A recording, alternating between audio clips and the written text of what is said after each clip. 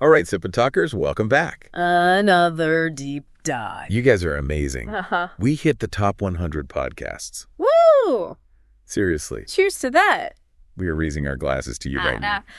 I know, it's mind-blowing to think so many people You're the reason we do this. tune into our ramblings. Ramblings that sometimes get us into trouble, by the way. Yeah, oh yeah. Speaking of trouble, Uh-oh. I had this crazy experience on my recent trip. Okay. I was in a market, and this vendor kept insisting I buy some traditional Chinese medicine. Oh. I'm like, dude, I'm from Taiwan. We have our own thing going on. Right. He just wouldn't let it go. I feel ya. It's like that everywhere you go. People just yeah. lump Taiwan and China together, even though they're totally different. Together. It's frustrating, right? Anniversary. Totally. Totally. It's like telling a Scot they're basically English. Not going to end well. Nope. And you know what? That whole we're all the same thing Yeah. is actually at the heart of what we want to unpack today. Okay. We're doing a deep dive into how China uses this kind of thinking as a weapon. It's called cognitive warfare. Hmm. And it's way more subtle and insidious than traditional propaganda. Okay, let's unpack this for our listeners. Okay. What exactly do we mean by cognitive warfare? Imagine instead of bombs and tanks, you're using ideas and narratives Okay. to shape people's perceptions and influence their behavior. Right. That's cognitive warfare in a nutshell. Right. It's about getting into people's heads, not just controlling territory. So it's like planting seeds of doubt, right? Yes. Like slowly chipping away at people's beliefs until they start questioning everything they thought they knew. Exactly. And one of the most potent tools in this arsenal is nationalism. The good old we're all in this together card. But in China's case, it's more like we're all one big happy Chinese family, so Taiwan, you better get on board. You said it. And to really drive that point home, they tap into this narrative called the century of humiliation. Okay, history buffs, it's time to shine. Yeah. What exactly is this century of humiliation? Okay. I keep hearing about it, but I need a refresher. It's basically a period in Chinese history, Okay. roughly from the mid-1800s to the mid-1900s, where China faced a series of internal struggles and external pressures, Right. leading to a loss of power and prestige. Okay. They were forced to sign unfair treaties, lost territory, and basically felt like the world was kicking sand in their face. So they're using this historical narrative to create a sense of shared grievance, like, look at all we've suffered.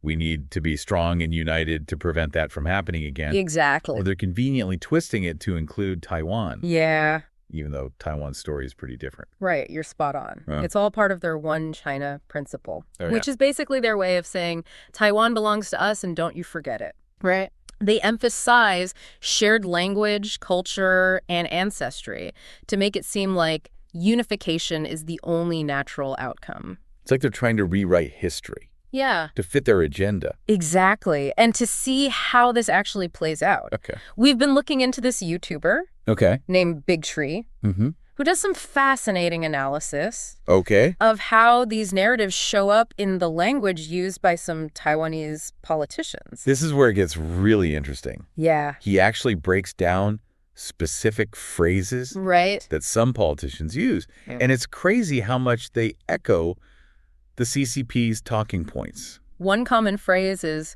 "We are all Chinese people." Sounds harmless enough, isn't it? Right. But in the context of the One China narrative, it subtly reinforces the idea that Taiwan is not a separate entity. It's like a coded message. And then there's the whole we must resist anti-China forces line. Ah, yes. The classic us versus them tactic. Right. This is all about framing anyone who criticizes China or opposes unification as an enemy, Right. even if they're just advocating for democracy and human rights. So sneaky. They're basically trying to silence any dissenting voices and create this atmosphere of fear Yeah. where people are afraid to speak out. You're getting it. And another one that Big Tree highlights is Taiwanese people are forgetting their Chinese roots. Ooh, that one's a gut punch. It's like they're trying to guilt people into feeling like embracing their Taiwanese identity is somehow betraying their heritage. It's about manipulating people's emotions. Right. And creating this sense of obligation to the motherland. Yeah. Even if that motherland doesn't actually represent their values or aspirations. It's wild how language can be weaponized like this. Yeah. It's like that time my grandma was tricked into buying those bogus health products because the salesperson kept emphasizing their traditional Chinese heritage. Yeah. They preyed on her sense of trust and familiarity to sell her something that wasn't what it seemed. You've hit the nail on the head. It's the same psychological manipulation at play. They create a sense of shared identity to lower people's defenses and make them more receptive to their message. It's pretty messed up, honestly. But are these tactics actually working? I mean, are people in Taiwan buying into all this? That's the million-dollar question. Yeah. And it's not a simple answer. Spill the tea. Well, Big Tree's video actually shows a range of responses from different politicians in Taiwan, which suggests that the impact of these narratives varies. Right. Some people might be genuinely swayed by the appeal to shared heritage, while others see right through it. It's a real tug of war, you know? Right. The CCP pushing this narrative and people in Taiwan reacting to it in different ways. It's like a giant game of mental chess, and the stakes are super high. Yeah. But this isn't just happening in Taiwan, right? No. This whole cognitive warfare thing is everywhere. Oh, absolutely. Oh, wow. You see it in advertising, political campaigns, even social media. It's all about shaping perceptions and influencing behavior. Whoa, that's kind of scary when you think about it. Yeah. It's like we're constantly being bombarded with messages trying to manipulate us. That's why it's so important to be aware of these tactics. Right. And to develop our critical thinking skills. Okay. We can't just passively consume information anymore.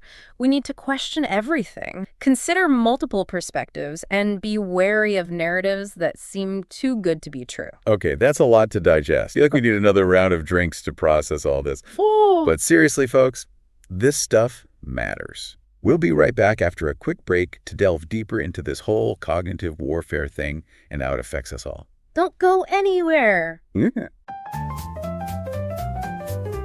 All right, Sip&Talkers, we're back. And you know what pairs perfectly with a deep dive into cognitive warfare? Another sip of something delicious. Ooh. I'm actually having a Taiwanese bubble tea right now. Nice. Cheers to that. Cheers to that. But cheers to critical thinking, too. Yes. Because that's what we need to arm ourselves against these manipulative tactics. Right. So before the break, we were talking about how this century of humiliation narrative is a key part of China's cognitive warfare strategy. Yes.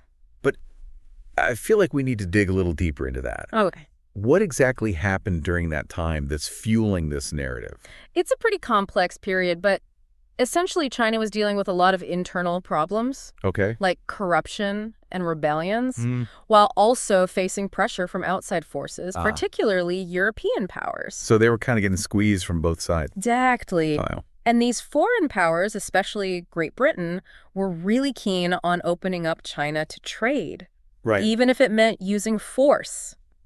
That's where the Opium Wars come in. Right, the Opium Wars. Uh-huh. Didn't that involve forcing China to import opium from British India? Yeah. Talk about adding insult to It injury. was brutal. And it created a whole host of problems for China, like widespread addiction and social unrest.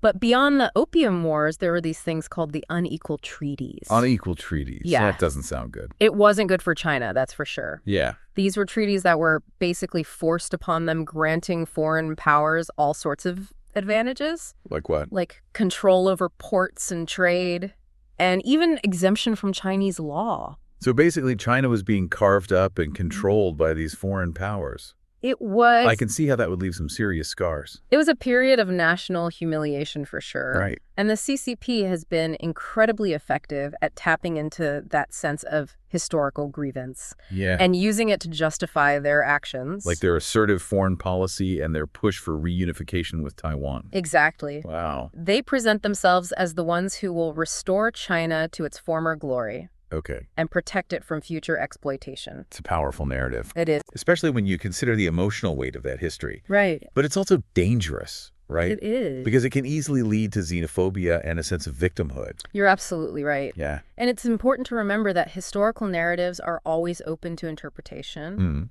and can be easily manipulated to serve political agendas. So how does all this tie back to Taiwan? Well, I mean, Taiwan wasn't even really part of China during much of this century of humiliation, was it? Not in the way the CCP defines it, no.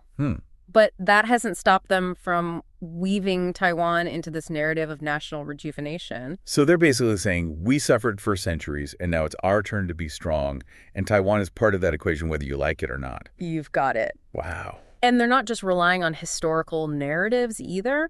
They're also using a whole range of economic and diplomatic tactics to try and pull Taiwan into their orbit. Okay, tell me more about that. Okay. What kind of tactics are we talking about? Well, on the economic front, they're offering all sorts of incentives to Taiwanese businesses and individuals who are willing to cooperate with them. Think preferential trade deals, investment opportunities, that kind of thing. So it's like dangling a carrot in front of them. Exactly.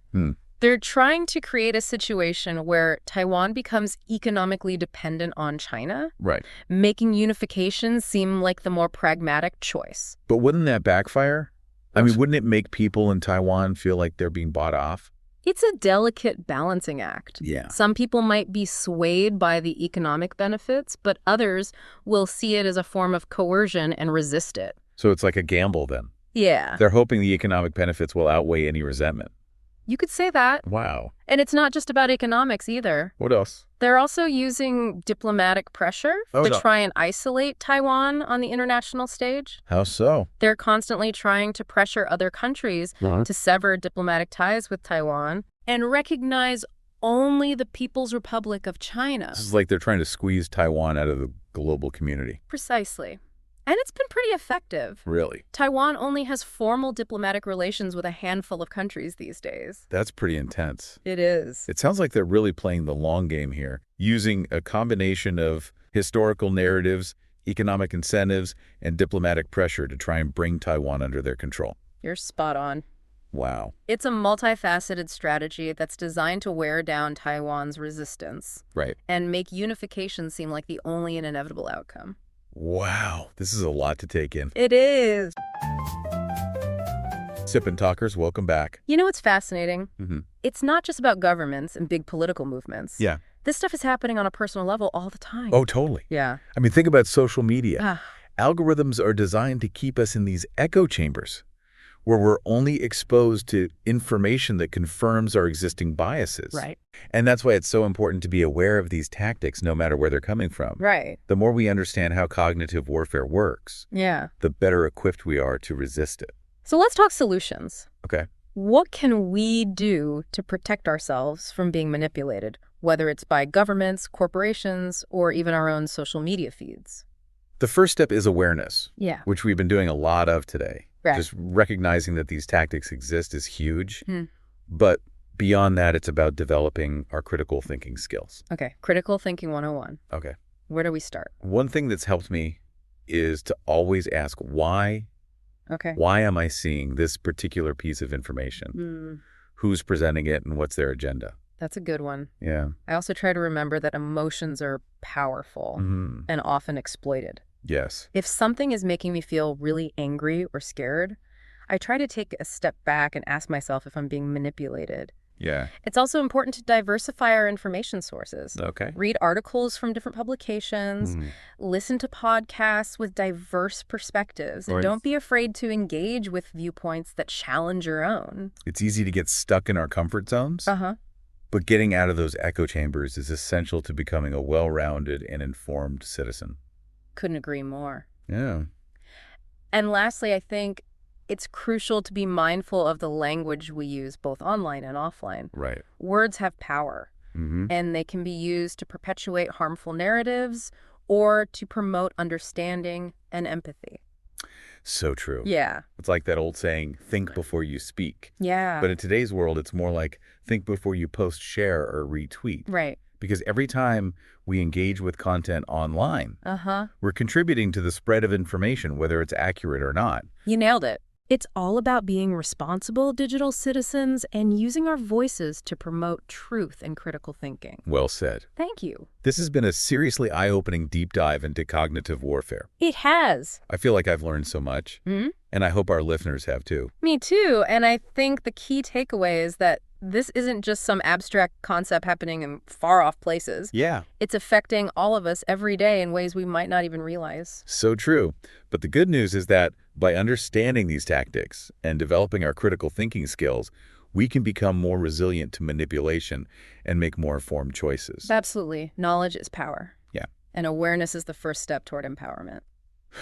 All right, Sip and Talkers, that's a wrap for this deep dive into cognitive warfare. We hope you found it insightful, maybe even a little bit mind-blowing. And if you want to keep the conversation going, hit us up on social media. Yes. We love hearing from you guys. Seriously, you guys have the best comments and questions. And speaking of awesome things to check out, don't forget about Mickyytolife. Oh, there it is. He's got some great travel stories, whiskey reviews, and even some fun unboxing videos. It's true. I do come for the whiskey stay, for the witty banter. That's our cue to wrap things up until next time. Sip and Talkers, stay curious, stay informed, and most importantly, keep sipping and talking.